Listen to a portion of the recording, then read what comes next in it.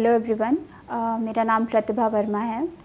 मैंने civil services examination 2019 में all India rank 3 achieve की है।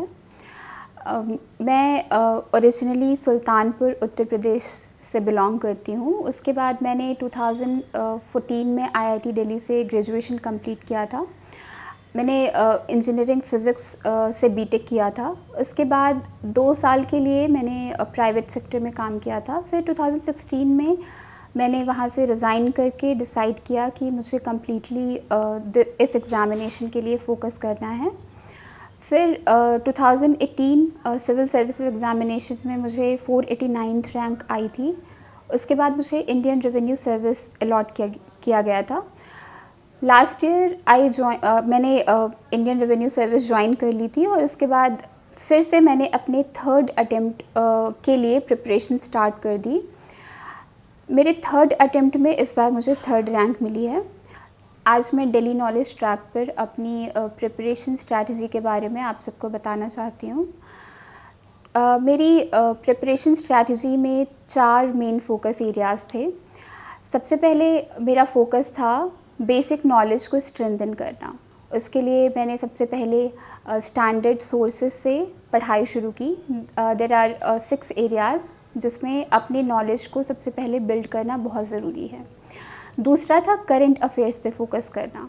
उसके लिए रेगुलरली न्यूज़पेपर और मंथली करंट अफेयर्स पे का मटेरियल मार्केट से लेके उस पे मैंने बहुत ज़्यादा फोकस किया था सो दैट सारे पॉइंट्स मेरे प्रिपेयर हों। और इसमें सबसे ज़्यादा ज़रूरी चीज़ ये थी कि मैंने लास्ट 2 इयर्स के करंट अफेयर्स कवर किए थे।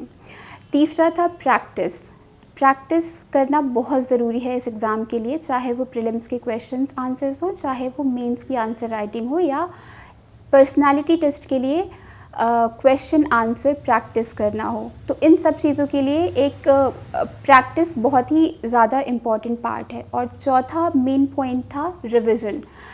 तो इस एरिया में मैंने अपने मटेरियल्स, अपने सोर्सेज लिमिटेड रखे थे और मेरा फोकस ये था कि उन्हीं सोर्सेज को बार बार रिवाइज़ करते जाओ।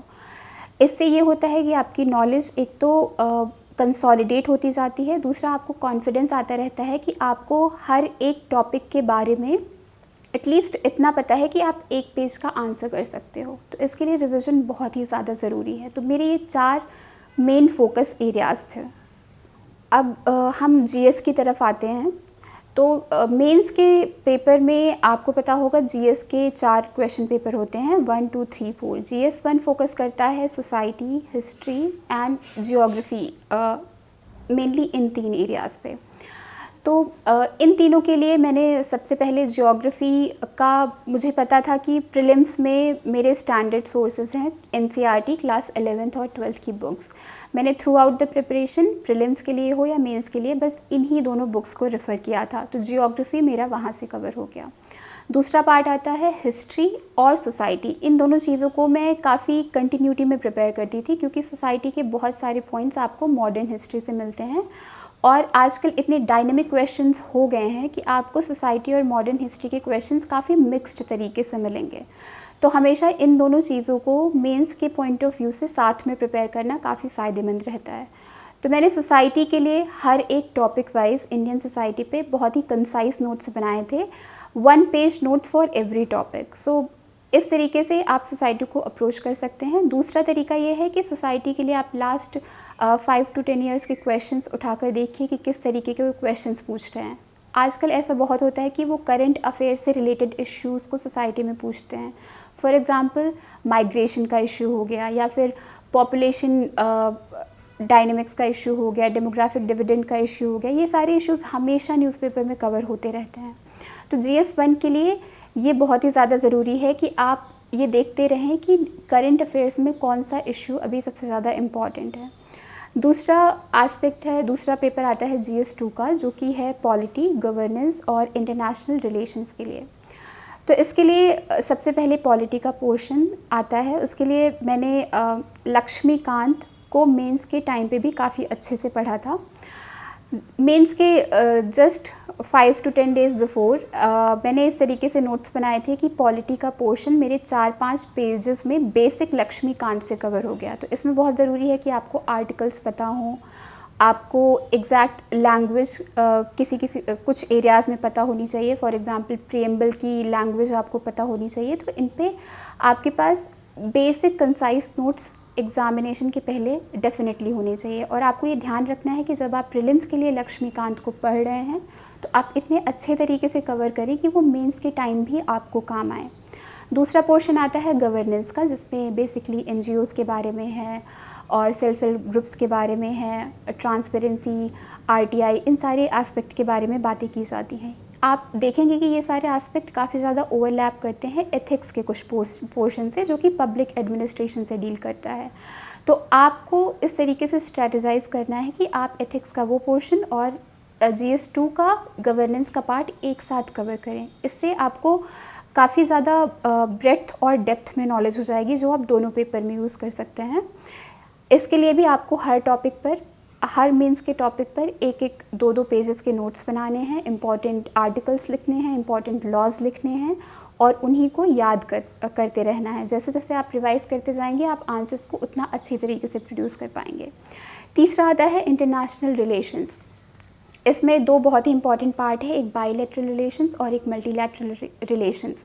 तो इन ऑलमोस्ट सारी इंपॉर्टेंट कंट्रीज़ के साथ इंडिया के क्या रिलेशन है विद रिस्पेक्ट टू ट्रेड, क्या अग्रीमेंट्स हैं, क्या कन्वर्जेंस एरियाज़ है, इन सब पर एक एक पेज के नोट्स मैंने प्रिपेयर कर लिए थे। और ये सारे नोट्स जो मैंने इंटरनेशनल रिलेशंस के प्रिपेयर किए थे, ये मुझे इंटरव्यू के टाइम पर भी काम आए, क्योंकि आपको पता होगा कि इंटरव्यू में इंटरनेशनल रिलेशंस एक बहुत ही बड़ा टॉपिक, अट्रैक्टिव टॉपिक होता है डिस्कशन का। और कभी कभी मेंस में भी और इंटरव्यू में भी वो सीधे क्वेश्चंस कर लेते हैं कि tell me about India Saudi Arabia relations, for example tell me about India Israel relations.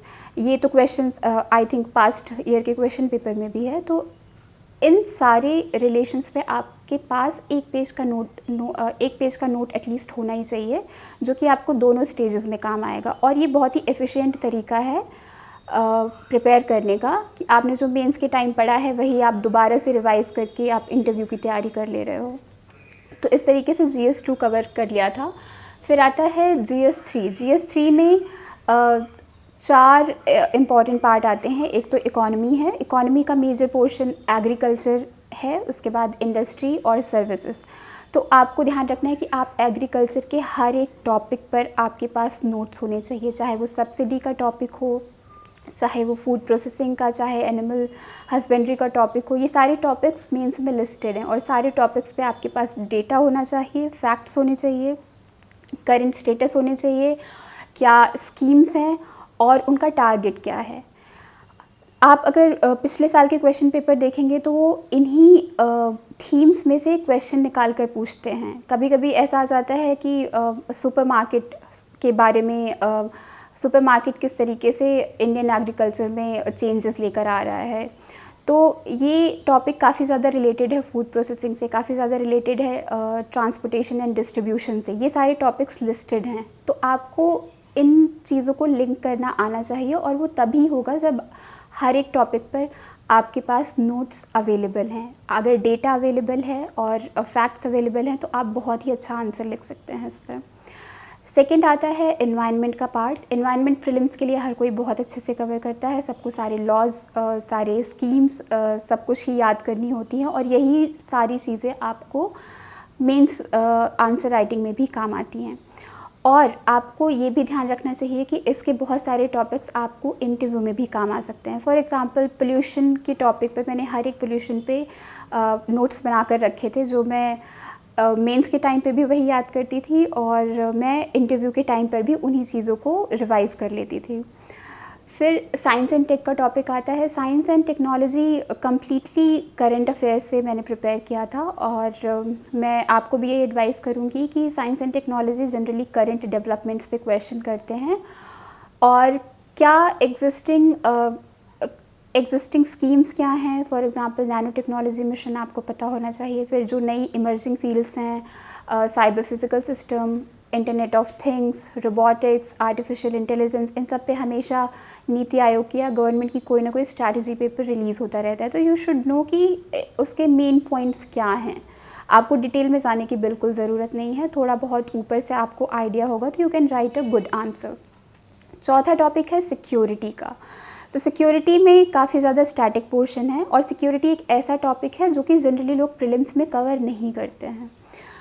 तो सोसाइटी के लिए सिक्योरिटी के लिए आपके पास थोड़ा सा हिस्टोरिकल बैकग्राउंड हर एक इश्यू का, for example north east insurgency का या जम्मू कश्मीर की प्रॉब्लम का, लेफ़्ट विंग एक्सट्रीमिज़म का, इन सब के पास आपका थोड़ा सा बैकग्राउंड होना चाहिए। और फिर what is the current status कि कितना अभी उसकी वजह से क्या क्या इश्यूज़ आ रहे हैं, सरकार ने क्या क्या स्टेप्स लिए हैं और कितना इसको किस हद तक कंट्रोल कर लिया है, तो ये आपको पता होना चाहिए। फिर इसका काफ़ी सारा पोर्शन आप इंटरनेशनल रिलेशंस में भी कवर कर सकते हैं, क्योंकि सिक्योरिटी का काफ़ी portion, for example cyber security और मैरीटाइम सिक्योरिटी, ये सब बहुत ही डीपली इंटर रिलेटेड है इंटरनेशनल रिलेशंस से। फॉर एग्जांपल मैरीटाइम सिक्योरिटी आप सिक्योरिटी में भी पढ़ेंगे, इसमें भी क्वेश्चंस आ सकता है, और आप इंटरनेशनल रिलेशंस में थ्रू वेरियस मल्टीलेटरल फोरम्स या फिर इंडियन ओशन कंट्रीज़ के साथ, एशियान के साथ इंडिया का क्या रिलेशन है और वो डिफेंस डिप्लोमेसी में या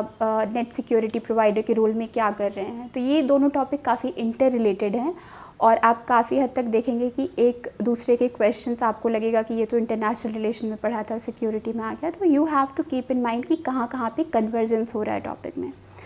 फिर GS 4 का पार्ट आता है जो कि एथिक्स है। एथिक्स में आपको सबसे पहले तो जितने भी कीवर्ड्स क्वेश्चन पेपर में हैं सबकी आपके पास वन लाइन डेफिनेशन तो डेफिनेटली होनी चाहिए, चाहे वो सिंपल वर्ड्स क्यों ना हो। ऑनेस्टी, इंटीग्रिटी, इनकी भी डेफिनेशन आपके पास होनी चाहिए। कभी कभी क्वेश्चन आ जाएंगे आपके पास कुछ ना हो तो आप डेफिनेशन से शुरू कर सकते हैं।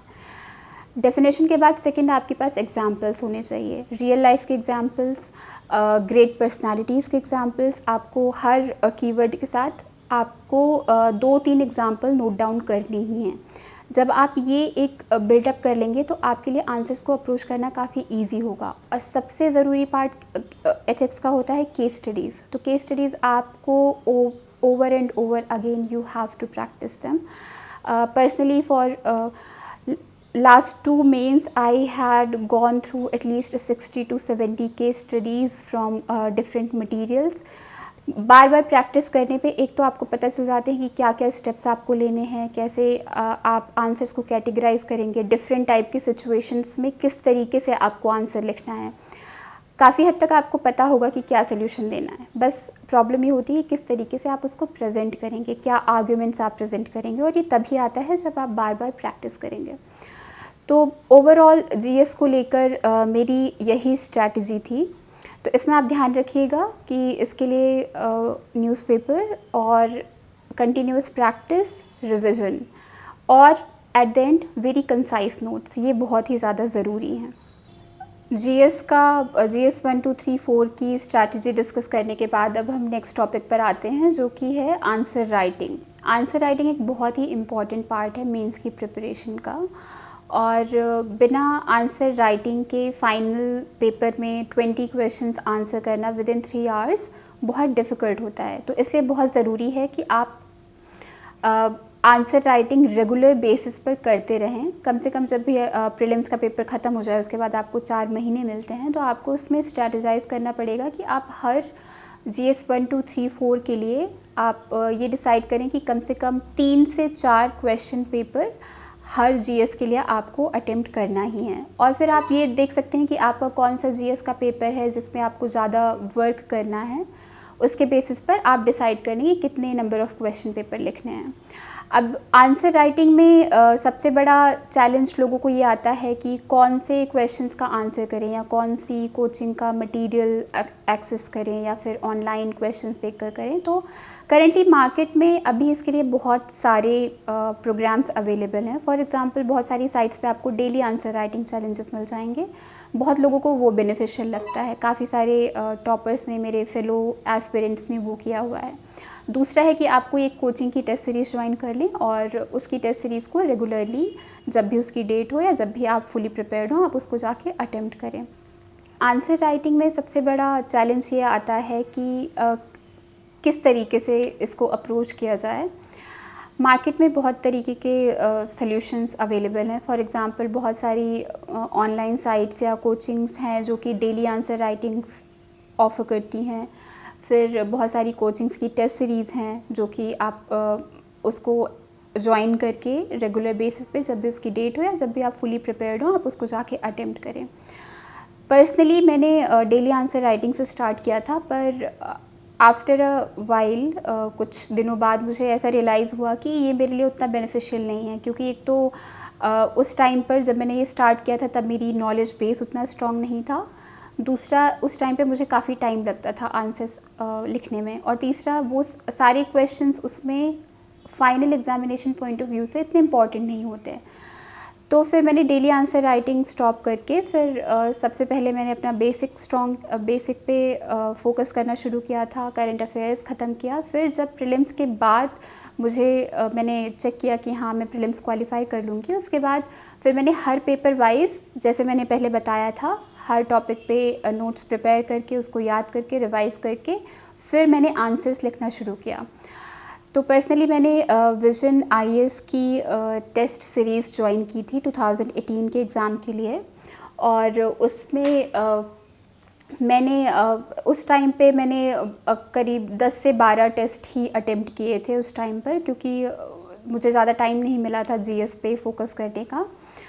तो उसकी वजह से मेरे जीएस में उतने अच्छे मार्क्स भी नहीं आए थे। पर इस अटेम्प्ट के लिए मैंने कोई कोचिंग तो ज्वाइन नहीं की थी या कोई कोचिंग की टेस्ट सीरीज़ ज्वाइन नहीं की थी। मैं बेसिकली लास्ट ईयर के क्वेश्चंस अटेम्प्ट करती थी, उसको लिखने का ट्राई करती थी किस तरीके से कर पाऊँगी। और दूसरा, मार्केट में फ्रीली अवेलेबल क्वेश्चंस होते हैं, आप उसको लेकर आप खुद से प्रैक्टिस कर सकते हैं। तो मेरी यही स्ट्रैटेजी थी कि लास्ट ईयर के क्वेश्चंस पेपर में अटेम्प्ट करूँगी और मैं उन्हीं के आंसर्स लिखूँगी। तो इस साल मैंने कोई कोचिंग तो ज्वाइन नहीं की थी टेस्ट सीरीज़ के लिए, बट मैंने ये प्रोग्राम बना लिया था कि डेली एटलीस्ट 1 घंटा मैं क्वेश्चंस के आंसर्स लिखती थी। और जब भी कभी ऐसा होता था कि मैं क्वेश्चन के आंसर नहीं लिख पा रही हूँ, तो मैं क्वेश्चंस लेकर बैठती थी और उस पर मैं ब्रेनस्टॉर्मिंग करती थी कि क्या क्या कीवर्ड्स इसमें इम्पॉर्टेंट हैं और मुझे इस क्वेश्चन के लिए कितने पार्ट्स में आंसर को डिवाइड करना है, हर पार्ट में मुझे कितने पॉइंट लिखने हैं और वो पॉइंट क्या हो सकते हैं। तो मैं बस क्वेश्चंस को मेंटली ही कभी कभी प्रैक्टिस कर लेती थी। तो डेली बेसिस पे क्वेश्चंस करते रहना ये बहुत ही बेनिफिशियल होता है। आप ये क्वेश्चंस कहीं से भी एक्सेस कर सकते हैं, चाहे पास्ट ईयर के क्वेश्चंस हो, चाहे किसी कोचिंग के क्वेश्चन हो। तो आपको ये ध्यान रखना है कि जब भी आप क्वेश्चन देख रहे हैं आप उसमें इंट्रोडक्शन सोच लीजिए। अगर आपको कोई डेटा पॉइंट पता है, कोई फैक्ट पता है, कोई डेफिनेशन पता है, तो आप सोच लीजिए कि मुझे ये लिखना है। फिर क्वेश्चन के सबसे पहले तो सारे कीवर्ड्स अंडरलाइन करिए कि वो किन किन चीज़ों पे फोर्स कर रहा है। कभी कभी ऐसा होता है आप क्वेश्चंस पढ़ेंगे और आपको लगेगा कि मुझे इसमें कुछ आंसर नहीं आता, तो उस टाइम पे आप कीवर्ड्स अंडरलाइन करिए और उन कीवर्ड्स को आप एड्रेस करते जाएंगे तो आपका एक क्वेश्चन बहुत ही वेल राउंडेड आंसर डेवलप हो जाता है। तो इसके लिए बहुत ज़रूरी है कीवर्ड्स पे ध्यान दीजिए और मेंटली ब्रेनस्टॉर्मिंग कंटिन्यूअसली आपकी होती रहनी चाहिए, चाहे वो जीएस का पेपर हो चाहे ऑप्शनल का पेपर हो, दोनों में ही ये बहुत ज़रूरी है। फिर आता है एथिक्स का पार्ट आंसर राइटिंग के लिए। तो एथिक्स में तो सबसे पहले आपको यही करना है कि डेफिनेशन, एग्जांपल्स आपको पता होने चाहिए, चाहे वो क्वेश्चन में पूछे ना पूछे, एग्जांपल लिखना है। You should write good examples, क्योंकि कभी कभी बस डेफिनेशन से चीज़ें क्लियर नहीं हो पाती, तो आप एक अच्छे एग्जाम्पल देकर और उसको एक्सप्लेन कर सकते हैं कि कैसे ऑनेस्टी किसी के एक्शंस में रिफ्लेक्ट हो रही है, कैसे इंटीग्रिटी किसी के एक्शन में रिफ्लेक्ट हो रही है। तो ये चीज़ें काफ़ी इंपॉर्टेंट होती हैं। और दूसरा, केस स्टडी का प्रिपरेशन, आंसर राइटिंग का प्रिपरेशन करते रहिए। सेम चीज़ वहाँ भी जाती है, पहले स्टार्ट करिए कि आप बैठ के 3-4 पेजेस के आंसर लिखें। जैसे जैसे आपको कॉन्फिडेंस आता जाए कि आप अच्छा आंसर लिख सकते हैं, आप थोड़ा सा टाइम सेव करने के लिए शिफ्ट कर सकते हैं ब्रेनस्टॉर्मिंग पे, कि आप केस स्टडीज़ लेकर बैठ जाइए और सोचिए कि आपको इस पे क्या क्या लिखना है। तीसरा पार्ट आपको एथिक्स के आंसर राइटिंग में ये करना चाहिए कि आप जो भी आंसर्स लिख रहे हैं वो अपने फ्रेंड्स के साथ डिस्कस करें, देखिए कि उनके क्या इनपुट्स आते हैं। एथिक्स पे स्पेशली ये बहुत इंपॉर्टेंट होता है क्योंकि बहुत सारी ऐसी वैल्यूज़ होती हैं जो आप मिस कर सकते हैं, जो हो सकता है कि आपने नहीं सोचा और वो बहुत ही ज़रूरी है आंसर के लिए। कोई ऐसा एस्पेक्ट हो जो आपने मिस कर दिया, तो अगर आप फ्रेंड्स से डिस्कस करते रहते हैं तो इसके बहुत फ़ायदे होते हैं, आपको एक्स्ट्रा इनपुट्स मिलते हैं। दूसरा, सारे वो आंसर्स कंसोलिडेट होते जाते हैं। पर्सनली मुझे इससे बहुत बेनिफिट मिला था कि मेरे फ्रेंड्स हमेशा डिस्कस करते रहते थे, मैं भी डिस्कस करती रहती थी और एंड में मैं यही आंसर्स लिख कर आती थी। लास्ट पॉइंट इसमें यह है कि एथिक्स के लिए आप बहुत ज़्यादा मटेरियल्स को मत रेफ़र करिए। इन द एंड एथिक्स में मैंने इस तरीके से प्रिपरेशन की थी कि मेरे पास 4 पेज के नोट्स थे जिस पर डेफिनेशंस थे और एग्ज़ाम्पल्स थे। तो जस्ट बिफोर एग्ज़ाम जो 2 घंटे होते हैं, मैंने बस वही डेफिनेशन और एग्ज़ाम्पल देखे थे एथिक्स के पेपर के पहले। और अभी मार्क्स तो नहीं आए हैं तो मुझे नहीं पता कि ये कितना बेनिफिशियल रहा था, बट पर्सनली मुझे उस पेपर में जाने के पहले बहुत ही कामिंग और कॉन्फिडेंट फीलिंग आ रही थी कि मुझे अच्छे से आता है एथिक्स के बारे में और मैं काफ़ी अच्छे से अटेम्प्ट कर लूँगी, जो कि ऑब्वियसली कॉन्फिडेंस बहुत ही ज़्यादा ज़रूरी होता है। तो ये आपको करना चाहिए, ये काफ़ी बेनिफिशियल होगा आपके लिए। नेक्स्ट इम्पॉर्टेंट पॉइंट आता है कि आप कौन सी बुक्स या ऑनलाइन रिसोर्सेज रेफ़र कर सकते हैं इस एग्ज़ाम के लिए।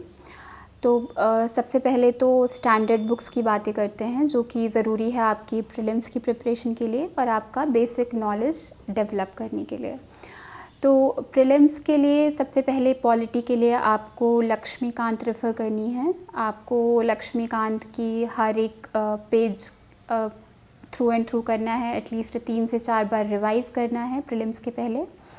और मेंस के पहले भी आपको एक बार लक्ष्मीकांत देखना है। और पर्सनली मैं इंटरव्यू के पहले भी लक्ष्मीकांत देख कर गई थी, क्योंकि कई बार इंटरव्यू में ऐसे भी क्वेश्चन कर लेते हैं कि बिल पास करने का क्या प्रोसेस होता है, या फिर किस तरीके के मोशंस होते हैं, किस तरीके से पार्लियामेंट एग्जीक्यूटिव पे फाइनेंशियली उनको अकाउंटेबल होल्ड कर सकती है। तो ऐसे ऐसे क्वेश्चंस होते हैं जो कि बहुत ही बेसिक अंडरस्टैंडिंग आपकी चेक करें और आपको ये पता होना चाहिए। तो अगर आप लक्ष्मीकांत शुरू से बहुत ही अच्छे से प्रिपेयर करेंगे तो ये आपको हर एक स्टेज पे हेल्प करेगा। और याद रखिए, मेंस के पहले भी डेफिनेटली आपको एक बार लक्ष्मीकांत ज़रूर पढ़नी है, क्योंकि ये आपको पॉलिटी के क्वेश्चन में बहुत अच्छे आंसर्स लिखने में हेल्प करेगा। सेकेंड आता है इकोनॉमी। इकोनॉमी के लिए पर्सनली मैंने श्री राम की एक इकोनॉमी की बुकलेट है, मैंने वो रेफ़र की थी।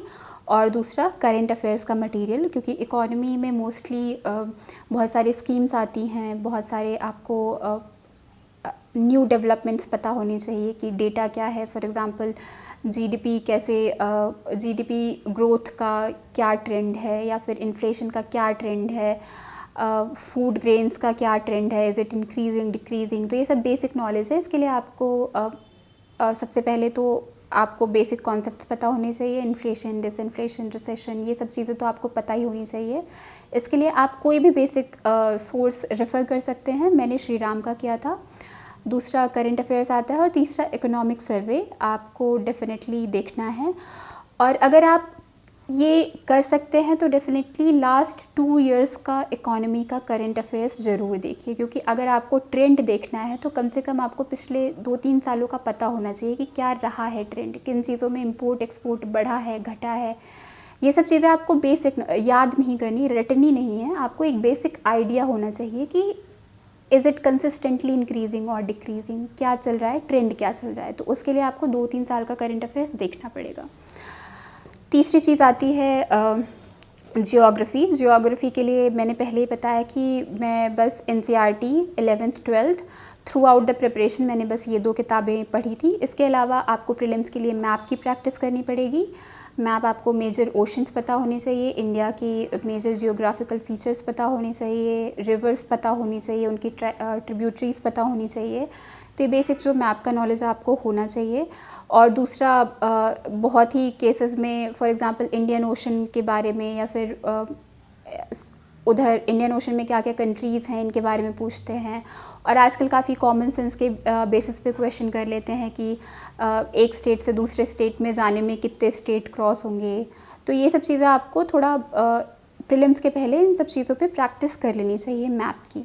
मेंस के लिए आप बस अगर एनसीईआरटी की 11th 12th एक बार गो थ्रू कर लेंगे, उसको बार बार रिवाइज़ करने की ज़रूरत नहीं है। मैं मेंस के जस्ट 5 to 10 डेज़ बिफोर मैं एक बार ये दोनों किताबें देख लेती थी जियोग्राफ़ी के लिए।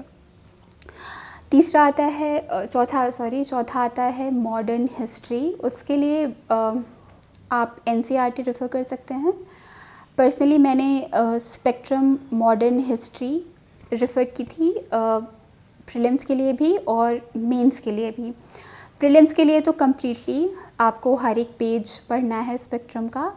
मेंस के लिए आप ये कर सकते हैं कि स्पेक्ट्रम के हर चैप्टर के एंड में एक समरी होती है, आप उस समरी को गो थ्रू कर लें तो आपको मेजर पॉइंट्स पता चल जाएंगे कि फॉर एग्ज़ाम्पल 1921 में या फिर जो भी मूवमेंट्स हुए थे, गांधी जी का नॉन वायलेंट मूवमेंट थे, उसमें नॉन कोऑपरेशन मूवमेंट था, दांडी मार्च था, इन सब चीज़ों की इम्पोर्टेंस क्या थी, इम्पॉर्टेंट डेट्स क्या थे।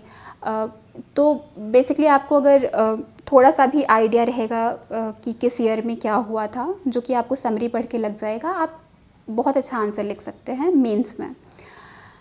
उसके बाद आता है कल्चर। कल्चर के लिए मैंने पर्सनली नितिन सिंघानिया की बुक रेफ़र की थी। उसके मैंने हर एक चैप्टर्स पढ़े थे और उसमें काफ़ी अच्छे से इंडिया के आर्ट फॉर्म्स को कवर किया गया है, पेंटिंग्स को, स्कल्पचर को, जो कि बहुत ही ज़्यादा ज़रूरी क्वेश्चंस हैं।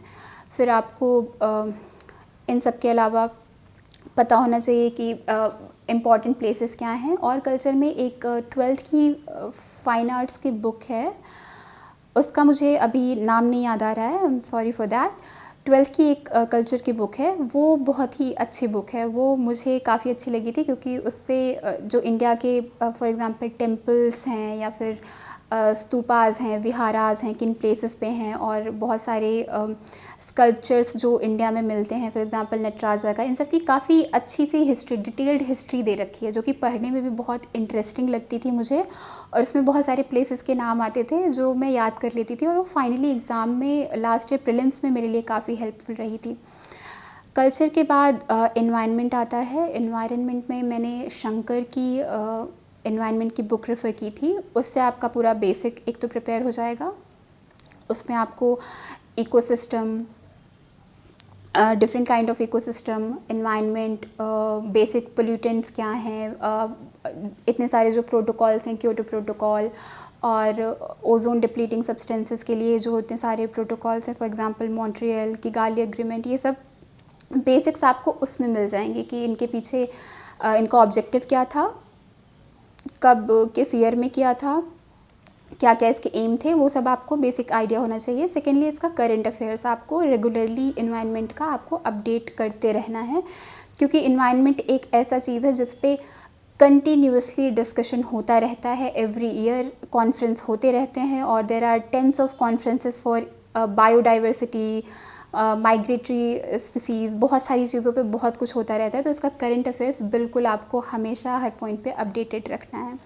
लास्ट आता है science and technology. Science and technology completely मैंने करंट अफेयर से प्रिपेयर किया था, क्योंकि एक तो मुझे थोड़ा बेनिफिट मेरे बैकग्राउंड की वजह से भी था कि मैं फ़िज़िक्स, मैंने बीटेक किया था इंजीनियरिंग फ़िज़िक्स में, मेरा ऑप्शनल भी फ़िज़िक्स था, तो एक तरीके से वो वाला पोर्शन मुझे आता था। दूसरा ये था कि आपको जो करंट अफेयर्स मटेरियल्स हैं, जो भी डेवलपमेंट्स हैं, वो आपको पता होने चाहिए। और साइंस एंड टेक्नोलॉजी में भी बहुत ज़रूरी है कि आपको लास्ट 2-3 ईयर्स की चीज़ें पता होनी चाहिए, क्योंकि साइंस हमें it is a continuous process. Science एक साल में नहीं इवॉल्व होता, तो अगर आपको लास्ट 2-3 साल के डेवलपमेंट्स नहीं पता है तो शायद आप क्वेश्चन को अच्छे से आंसर नहीं कर पाएंगे, आप गलत अटेम्प्ट कर लेंगे प्रीलिम्स में। तो ये मेन एरियाज़ हो गए। उसके बाद ऑनलाइन रिसोर्सेज की बात आती है, तो ऑनलाइन रिसोर्सेज में ज़्यादातर तो मैं ऑफ़लाइन मटेरियल ही रेफ़र करती थी, बट आप करंट अफेयर्स ऑनलाइन रेफ़र कर सकते हैं। बहुत सारे डेली करंट अफेयर्स की प्रोग्राम्स चल रहे हैं, उसमें आप छोटे पॉइंट्स जैसे साइंस एंड टेक्नोलॉजी के छोटे छोटे डेवलपमेंट्स आप नोट कर सकते हैं। बट पर्सनली मैंने ऐसा कुछ नहीं किया था। मैं monthly current affairs vision IAS की बुकलेट आती थी, मैं उसी से प्रिपेयर करती थी, क्योंकि उससे काफ़ी कंसोलिडेटेड वर्जन मिलता था और मुझे पता रहता था कि इतना स्पेसिफिक चीज़ें मुझे पढ़नी है, इसको बार बार रिवाइज़ करनी है, ये मुझे काफ़ी हेल्प करेगी। तो बुक्स और ऑनलाइन रिसोर्सेज में मेरे पर्सनली यही सोर्सेज थे। इसके अलावा आपका सबसे इम्पॉर्टेंट रिसोर्स होना चाहिए न्यूज़पेपर। न्यूज़पेपर आपको डेली पढ़ना है। ये मैंने किया था। पिछले 3 सालों से ऐसा कभी नहीं गया कि मैंने न्यूज़पेपर ना पढ़ा हो। और इंटरव्यू के लिए इनफैक्ट आपको 1 महीना पहले आपको कम से कम 2 या 3 न्यूज़पेपर आप रेफ़र कर सकते हैं। इससे आपकी डेप्थ में नॉलेज बढ़ जाती है। और न्यूज़पेपर में कभी-कभी अब ऐसे भी सेक्शंस आते हैं जो कि डिस्कस कर रहे होते हैं कि अलग-अलग स्टेट्स में किस तरीके के इमर्जिंग आर्ट फॉर्म्स हैं, या फिर किस तरीके से अलग-अलग स्टेट्स जो है अपने आर्ट फॉर्म्स को रिवाइव करने की कोशिश कर रहे हैं। बहुत सारे जीआई टैग्स जो न्यूज़ में आता है, ये आपको न्यूज़पेपर में भी मिल जाता है। तो वो एक तो पर्सनली मुझे इंटरेस्टिंग लगता था, तो मैं हमेशा पढ़ती रहती थी। और वो मुझे प्रीलिम्स में मुझे अच्छे से पता है कि मेरे कम से कम 2 क्वेश्चंस मैंने बिकॉज ऑफ दैट सही कर लिए थे। तो अगर आपको ऐसी चीज़ें इंटरेस्टिंग लगती हैं तो वो भी पढ़ते रहिए, उसमें कोई नुकसान नहीं है। तो इस तरीके से अगर आप अपना मटेरियल सोर्सेज लिमिटेड रखेंगे और बार बार रिवाइज़ करेंगे एट एवरी स्टेज, तो वो आपको मुझे लगता है कि आपके एक तो नॉलेज बेस आपका कंसोलिडेट होता रहेगा, दूसरा आप अपने आप को बेटर तरीके से प्रेजेंट कर पाएंगे। जब आप सेम फ्रेजेस, सेम वर्ड्स बार बार रिवाइज़ करते रहते हैं तो वो आपके आंसर्स में, आपके इंटरव्यू में भी रिफ्लेक्ट होता है कि आपको इस चीज़ के बारे में पता है। और ये कॉन्फिडेंस और इस तरीके का प्रेजेंटेशन बहुत ज़रूरी है अच्छे मार्क्स लाने के लिए। तो बुक्स और रिसोर्सेज के बारे में मैं बस इतना कहना चाहूँगी। नेक्स्ट अब हम डिस्कस करते हैं कि आपको अपना टाइम टेबल कैसे मैनेज करना है, आपको अपना शेड्यूल कैसे बनाना है। तो मैंने खुद अपना डेली शेड्यूल मेरा रहता था कि मुझे 9 से 10 घंटे की पढ़ाई डेली करनी है। और हर स्टेज पे, फॉर एग्ज़ाम्पल जब प्रीलिम्स का एग्ज़ामिनेशन होता था तो मैं 2 महीना मेरा होता था कि बस प्रीलिम्स के लिए रखना है, क्योंकि मुझे खुद से बहुत सारे टेस्ट प्रैक्टिस करने होते थे। उसके बाद ही मुझे कॉन्फिडेंस आता था कि I am prepared for prelims. तो प्रीलिम्स के टाइम टेबल की बात करते हैं तो प्रीलिम्स में मैं हमेशा किसी एक कोचिंग का आप टेस्ट सीरीज़ उठा सकते हैं। जनरली अभी क्या होता है कि 35 से 40 टेस्ट होते हैं एक कोचिंग के टेस्ट सीरीज़ में। तो वो 35-36 टेस्ट सॉल्व करने के लिए मैं जब 2 महीने पहले स्टार्ट करती थी तो मेरा ये प्रोग्राम होता था कि मुझे हर दिन एक टेस्ट सॉल्व करना है, कि थोड़ा टाइम टेकिंग होता है क्योंकि आपको 1.5 से 2 घंटे लगेगा क्वेश्चन सॉल्व करने में, उसके आंसर चेक करने में, एंड देन आपको आंसर रीड भी करने हैं जो कि back of the test series दिया होता है। ये काफ़ी टाइम टेकिंग प्रोसेस होता था, ये 3 से 4 घंटे लग जाते थे मुझे ये करने में, पर ये मैं डेली करती रहती थी। कभी कभी जब थोड़ा फ्रस्ट्रेशन होता था तब मैं सारे क्वेश्चन ना अटेम्प्ट करके बस 50 क्वेश्चन अटेम्प्ट करती थी एक दिन, देन अगले दिन 50 कर लो। तो इस तरीके से मेरा प्रीलिम्स की प्रिपरेशन होती थी। तो उस टाइम पे आपके 3 से 4 घंटे टेस्ट सॉल्व करने में जा सकते हैं अगर आप डेली क्वेश्चन प्रैक्टिस कर रहे हैं। अगर आप थोड़ा और पहले से कर रहे हैं, 3-4 महीने पहले से कर रहे हैं, तो आपके लिए थोड़ा और इजी हो जाएगा टेस्ट सॉल्व करना। तो वो आप अपनी प्रिपरेशन लेवल के हिसाब से देख लीजिए।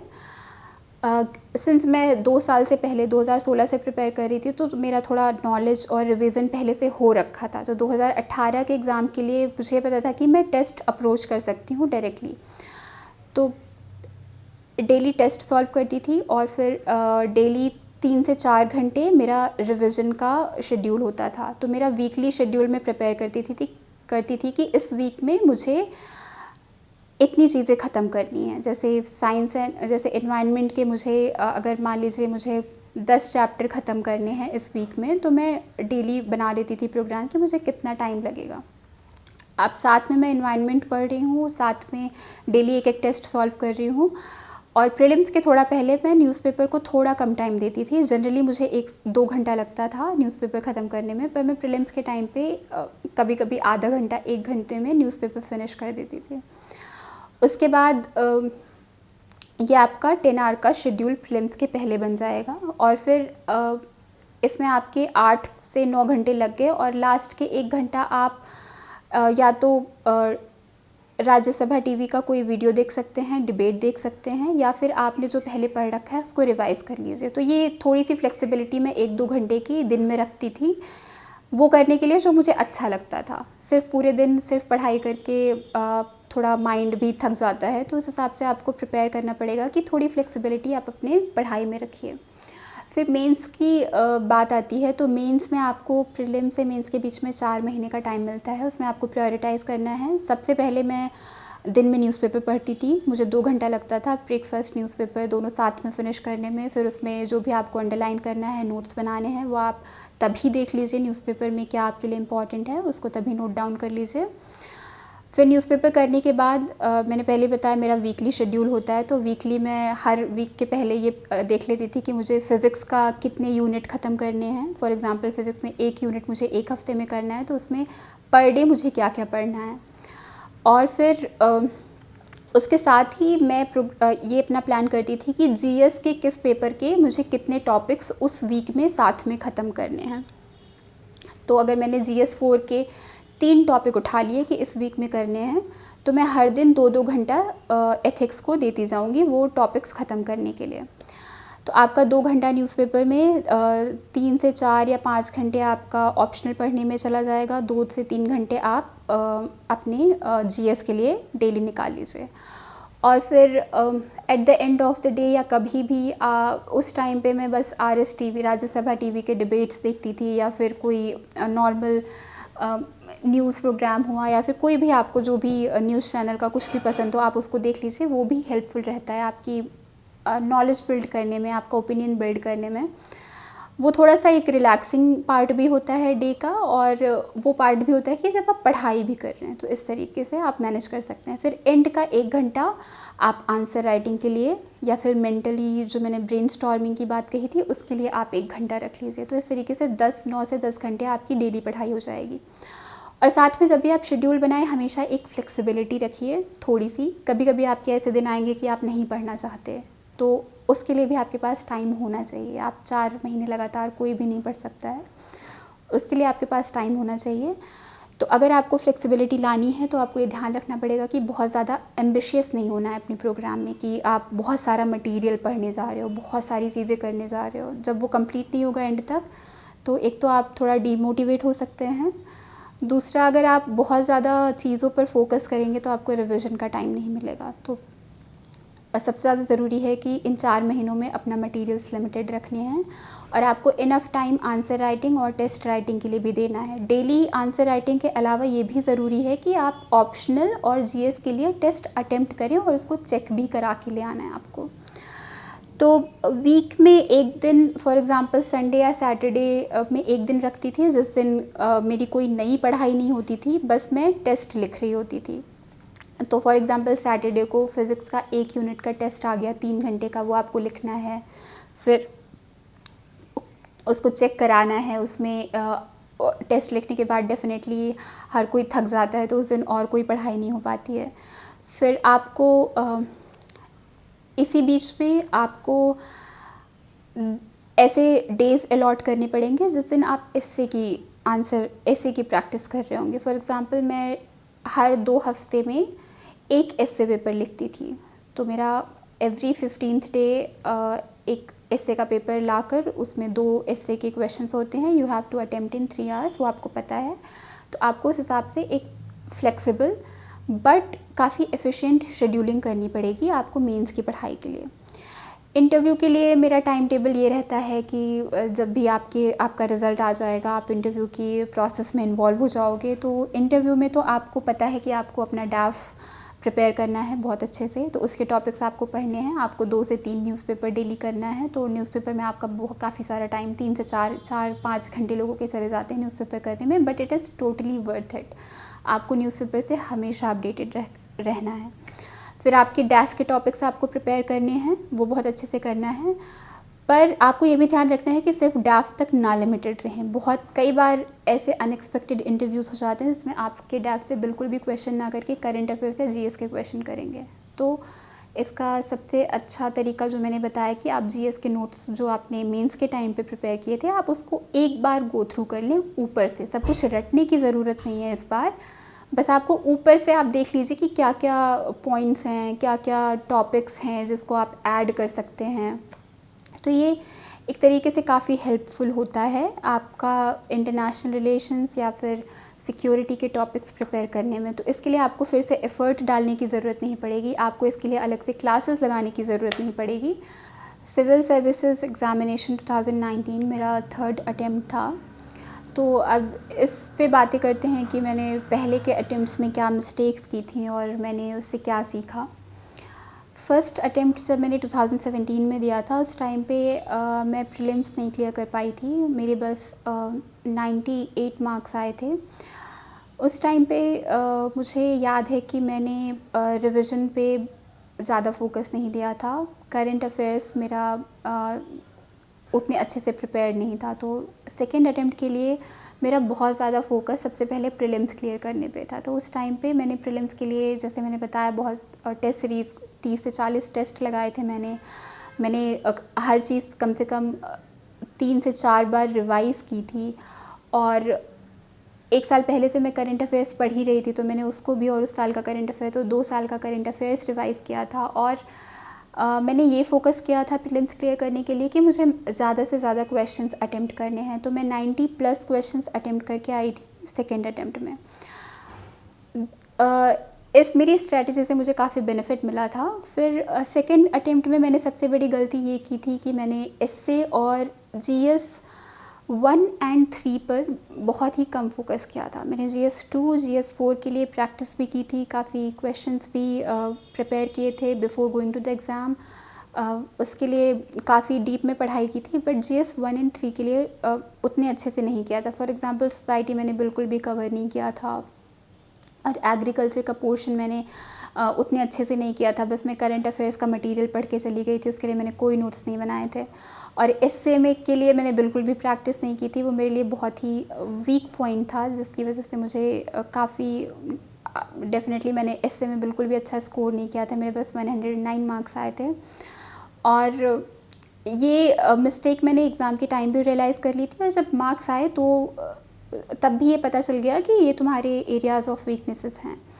उस टाइम पे मैंने अच्छी चीज़ें ये की थी कि उस टाइम पे मैंने ऑप्शनल पे बहुत ज़्यादा फोकस किया था। मैंने पिछले साल के क्वेश्चंस सॉल्व किए थे, मैंने प्रॉपर्ली टेस्ट सीरीज़ अटेंड की थी ऑप्शनल के लिए, और सारे टॉपिक्स बहुत ही डेप्थ में जाकर पढ़े थे, उस पर खुद से नोट्स बनाए थे, जिसका बेनिफिट मुझे थर्ड अटेम्प्ट में भी मिला था।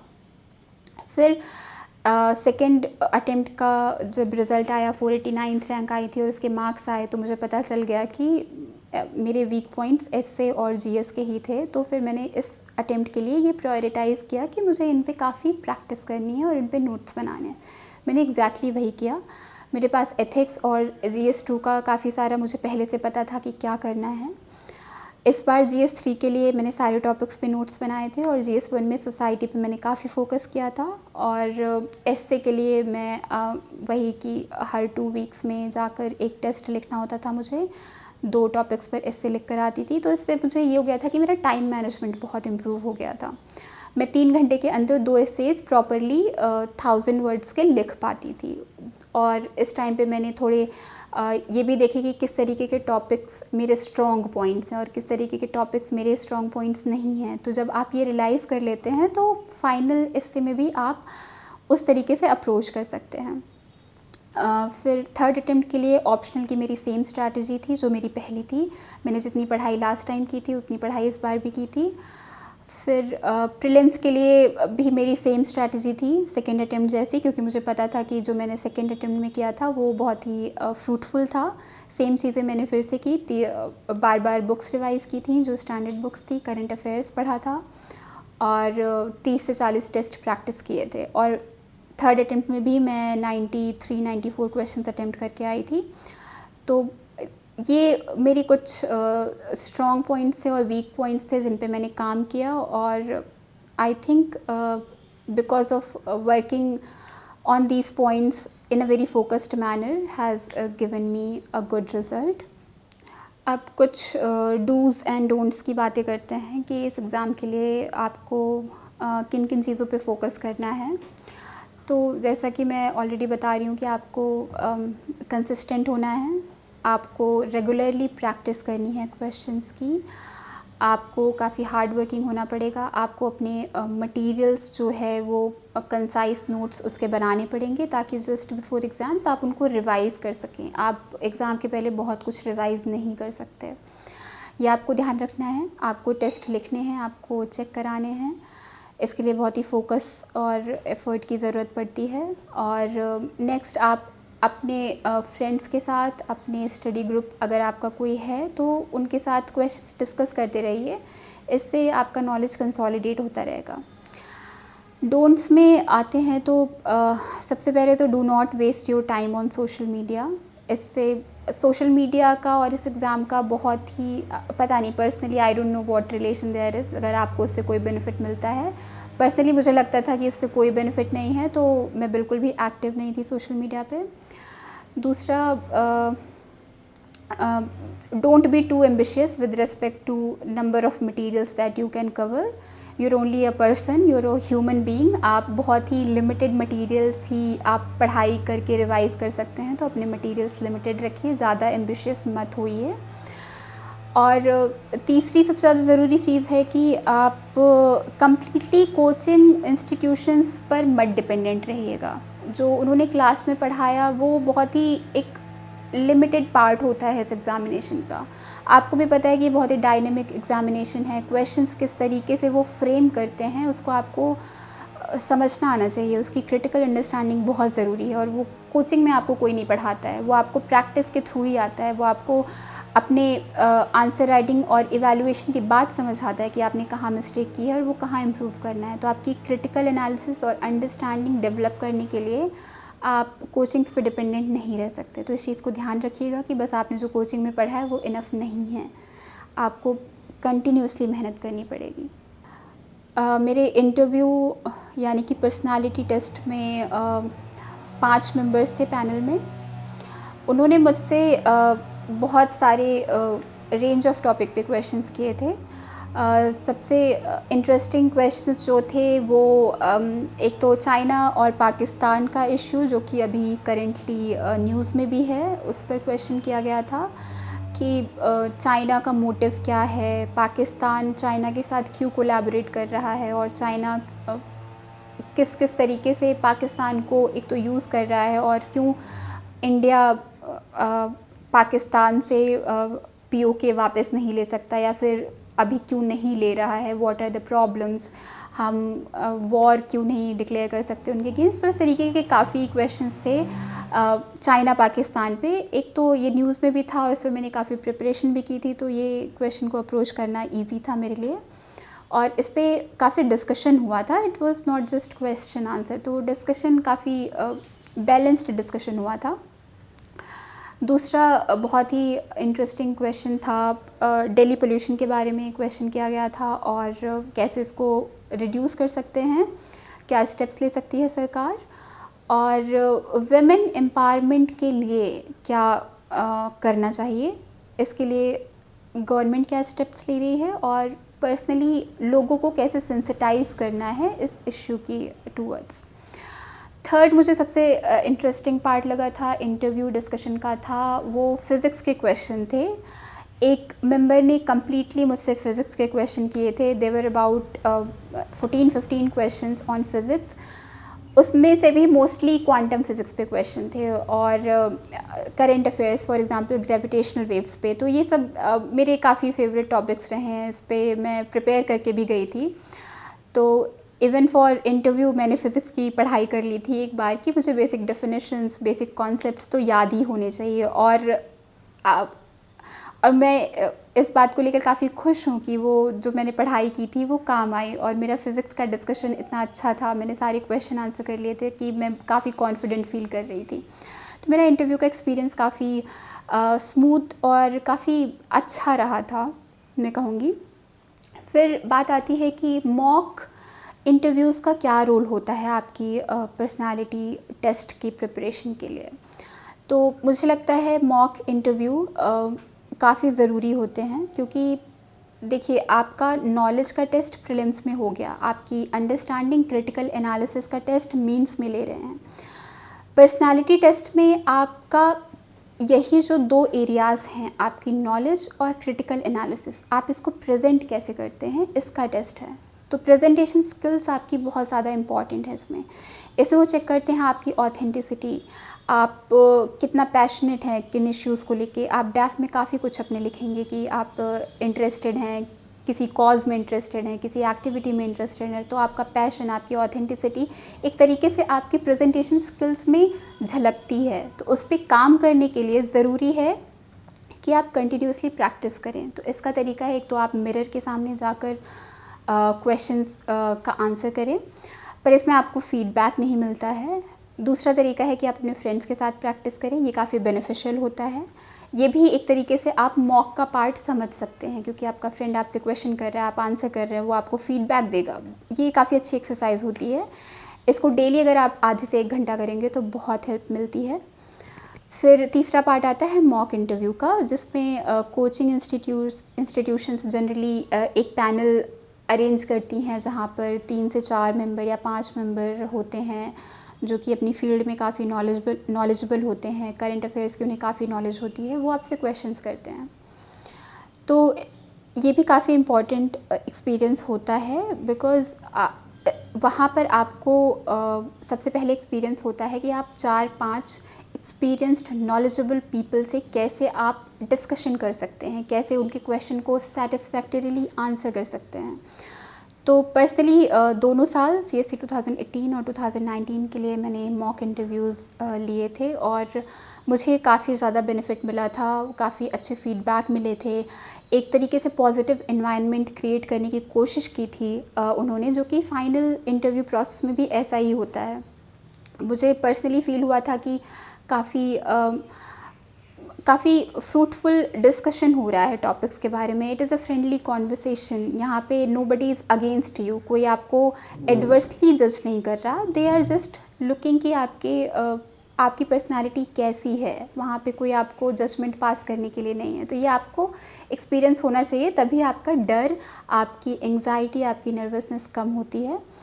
और पैनल्स के सामने अपेयर करने का बहुत ही बेनिफिट होता है। Before the final interview I was confident कि ठीक है, I have a decent personality and I have a decent presentation skills. Even if I don't know about a few things, it will not matter, because for most of the questions that are for critical analysis, I will be able to handle them satisfactorily. तो ये experience मुझे mock interviews के बाद ही आया था। इस preparation के process में आपको डेली 9 से 10 घंटे की पढ़ाई करनी है।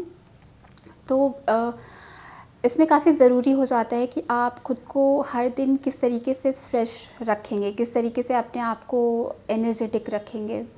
तो ऑब्वियसली आपके दिन का एक सफिशेंट पोर्शन इस चीज़ पर भी जाना चाहिए कि आपको खुद को रिजुवेनेट कैसे करना है।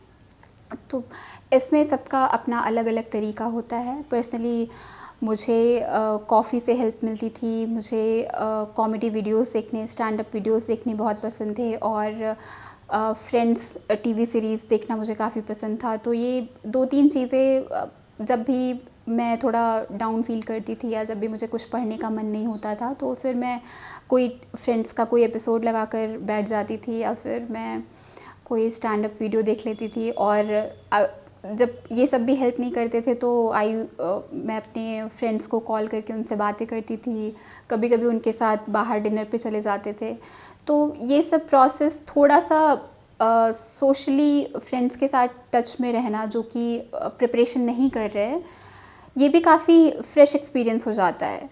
अगर आप ऐसे लोगों से मिलते हैं जो आपसे बस यूपीएससी की बातें कर रहे हैं पूरा टाइम, तो थोड़ा टेंशन बिल्डअप होता रहता है। But when you get to release this tension by meeting people who are not involved in this experience, आपको नई नई कहानियाँ सुनने को मिलेंगी, अलग अलग एक्सपीरियंसेस सुनने को मिलते हैं, जो कि काफ़ी अच्छा लगता है। तो इस तरीके से आप अपना डिस्कवर करिए कि आपको क्या रिलैक्सिंग फील कराता है, और वो आपका प्रोसेस आप उसको फॉलो करिए। आप दिन में आधे से 1 घंटा उसको दे दीजिए, इससे कोई भी हार्म नहीं होगा। 10 घंटे के अलावा भी आपके पास 14 घंटे हैं दिन में, उसमें आप एक्सरसाइज कर सकते हैं, उसमें आप वीडियोस देख सकते हैं, मेडिटेशन कर सकते हैं, अपने दोस्तों से बातें कर सकते हैं, और डेफिनेटली आपको 7 से 8 घंटे की नींद लेना चाहिए। कम सोकर बहुत सारे स्टूडेंट्स हैं जो 5 से 6 घंटे ही सोते हैं। कुछ लोगों की पर्सनल अपनी फिज़िकल डिमांड अलग हो सकती है, बट जनरली 7 से 8 घंटे की प्रॉपर स्लीप लेना बहुत ही ज़रूरी है। स्लीप से बेटर कोई भी चीज़ नहीं है आपको फ्रेश करने के लिए। तो इन सब चीज़ों पे ध्यान रखिए और अपनी हेल्थ पर सबसे ज़्यादा ध्यान रखिए। आपको अच्छा खाना खाना है, फ्रूट्स लेने हैं, अलग अलग तरीके के वेजिटेबल्स खाने हैं। विदाउट प्रॉपर न्यूट्रिशन और हेल्थ आप के लिए फ़ोकस करना भी डिफ़िकल्ट होगा और आपकी बॉडी के लिए भी इतना प्रेशर सस्टेन करना मुश्किल हो जाता है। तो इन सब चीज़ों पे ध्यान रखिए और आई होप आप सब अच्छे से पढ़ाई करते रहें। नेक्स्ट इशू है कि क्या इस एग्ज़ाम के लिए कोचिंग ज़रूरी है। मैं ऑप्शनल सब्जेक्ट के लिए कमेंट नहीं कर सकती क्योंकि सारे ऑप्शनल की डिमांड अलग होती है और सारे कैंडिडेट्स का अपना नॉलेज बेस डिफरेंट होता है। तो कई सारे ऑप्शनल में कोचिंग की ज़रूरत होती है, कई सारे स्टूडेंट को कोचिंग की ज़रूरत होती है ऑप्शनल के लिए। तो आपकी अपनी पर्सनल डिमांड पे डिपेंड करता है। बट जनरल स्टडीज़ के लिए मैं ये कहना चाहूँगी कि इसके लिए कोचिंग कम्प्लीटली नेसेसरी नहीं है। जनरल स्टडीज़ अपने आप से कवर किया जा सकता है। इसके लिए एक तो बहुत सारे मटेरियल्स मार्केट में अवेलेबल हैं, क्वेश्चन पेपर्स अवेलेबल हैं, लास्ट ईयर क्वेश्चन आप सॉल्व करके आप रियलाइज़ करेंगे कि इसको कवर करने के लिए आपको कोचिंग की ज़रूरत नहीं है। और फिर जैसे कि मैंने बताया प्रीलिम्स और मेंस प्रैक्टिस करके ही आता है, बहुत सारा प्रैक्टिस करके और स्टैंडर्ड बुक्स कवर करके आता है। तो स्टैंडर्ड बुक्स आप खुद से भी कवर कर सकते हैं, उसको रिवाइज़ करना आपको खुद से करना है। उसमें कोचिंग्स जनरली हेल्प नहीं करती हैं। कोचिंग आपको बेसिक चीज़ें बता देंगी तो वो बेसिक चीज़ें आपको बुक से भी मिल जाती है। कोचिंग्स इस हिसाब से मैं कहूँगी एकदम नेसेसरी नहीं है। और बाकी उन स्टूडेंट्स के लिए जिनके लिए कोचिंग एक्सेस करना बहुत मुश्किल है, उनके लिए मैं कहना चाहूँगी कि बहुत सारे यूट्यूब वीडियोस अवेलेबल हैं, इकोनॉमी पे वीडियोस अवेलेबल हैं, जियोग्राफी पे अवेलेबल हैं। तो वो ऐसे फ्रीली अवेलेबल मटेरियल की हेल्प ले सकते हैं। उसके अलावा ऑनलाइन बहुत सारा रीडिंग मटेरियल अवेलेबल है। आपको करंट अफेयर्स की बुकलेट्स मिल जाएंगी, मंथली करंट अफेयर्स की, डेली करंट अफेयर्स की। उसके अलावा न्यूज़पेपर तो आपको पढ़ना ही है। तो ये स्टैंडर्ड सोर्सेज आपको फ्री में मिल जाएंगे। तो इसके लिए आप बस यही करिए कि आप अपने नोट्स प्रिपेयर करते रहें इन सब चीज़ों पर और रेगुलरली रिवीजन के साथ और प्रैक्टिस के साथ जनरल स्टडीज़ को कवर किया जा सकता है। सिविल सर्विसेज की प्रिपरेशन के टाइम पे मुझे याद है कि मैंने 2017 में अपने most of the accounts, in fact सारे ही सोशल मीडिया अकाउंट्स डीएक्टिवेट कर दिए थे। बस मैं व्हाट्सएप का यूज़ करती थी क्योंकि एक तरीके से ये फ्रेंड्स के साथ मैसेजिंग और फैमिली के साथ चीज़ें शेयर करने के लिए बहुत ज़रूरी था। उसके अलावा 2017 के बाद मैं 2-3 साल तक किसी भी सोशल मीडिया अकाउंट पर एक्टिव नहीं थी और ये मेरे लिए काफ़ी हेल्पफुल था to create a mental balance that is required for consistent study. क्योंकि आपको इस टाइम पे डिस्ट्रैक्शन की कोई ज़रूरत नहीं है। ऑलरेडी आपके पास इतना सारा मटेरियल है पढ़ने को जिस पे आपका फोकस रिक्वायर्ड है। तो दिन का आधा 1 घंटा आप सोशल मीडिया पर क्यों वेस्ट करना चाहेंगे। उससे बेटर है कि आप किसी ऐसी चीज़ में, किसी ऐसी एक्टिविटी में इंगेज करें जो कि आपको एनर्जाइज़ करती हो, रिजुविनेट करती हो। तो इस तरीके से मुझे लगता है सोशल मीडिया की कोई ज़रूरत नहीं है इस एग्ज़ामिनेशन के लिए। आप पूरी तरीके से अपने आप को अपनी स्टडी शेड्यूल की तरफ फोकस्ड रखें। बाकी मैं आगे आने वाले एस्पिरेंट्स को जो इस साल एग्ज़ाम देंगे, आगे आने वाले सालों में एग्ज़ाम देंगे, उनको मैं यही कहना चाहूँगी कि आप एक तो अपना टारगेट क्लियर रखें।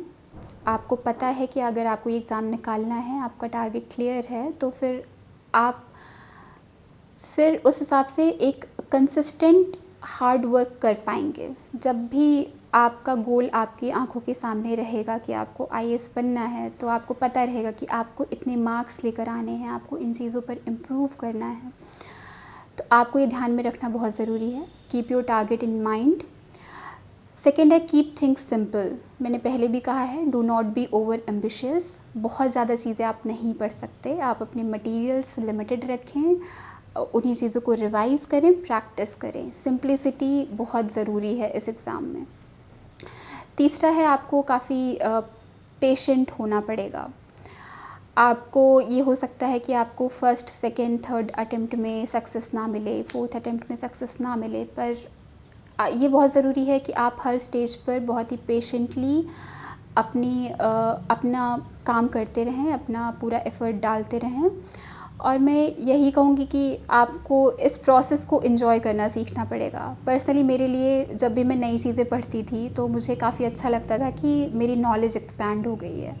जब पहली बार मैंने पॉलिटी की बुक पढ़ी तो मुझे रियलाइज़ हुआ कि मुझे कितना कुछ नहीं पता था और अब मुझे इतना सब कुछ पता था। तो धीरे-धीरे इस प्रोसेस को मैं एन्जॉय करने लगी थी। न्यूज़पेपर पढ़ना एक डेली हैबिट बन गया था, जिसको मैं अभी भी even after clearing the exams मैं न्यूज़पेपर ज़रूर पढ़ती हूँ। वो इतना एन्जॉयबल प्रोसेस बन गया था कि मुझे मज़ा आने लगा था। तो आई वुड से कि enjoy the process and results will follow. अगर आप सिविल सर्विसेज में नहीं भी सेलेक्ट होते तो आपका नॉलेज बेस इतना एक्सपैंड हो जाता है कि आप काफ़ी सारी फील्ड्स में जाके बहुत अच्छा परफॉर्म कर सकते हैं। उसके अलावा मैं कैंडिडेट्स को यही कहना चाहूँगी, regular practice, patience, consistency and hard work is required.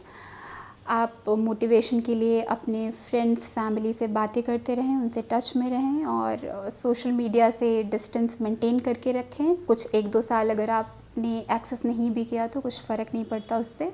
आप उसके बाद सोशल मीडिया पे एक्टिव हो जाएं। और साथ ही साथ ये ध्यान रखें कि अब एग्ज़ाम आने वाला है, प्रीलिम्स 2020। अब से आज 5 तारीख है, अब से बस 2 महीने बाकी हैं। तो जैसा मैंने कहा कि आपके लिए 2 महीने काफ़ी हैं अगर आप अपना शेड्यूल अभी से बना लें। वीकली, मंथली शेड्यूल जो भी आपको सूट करता है, रेगुलर प्रैक्टिस करते रहें, रिवाइज़ करते रहें। एंड मैं यही कहना चाहूँगी कि all the best to all the candidates. My best wishes are with all of you. I hope you all succeed in whatever you have decided. So best of luck everyone.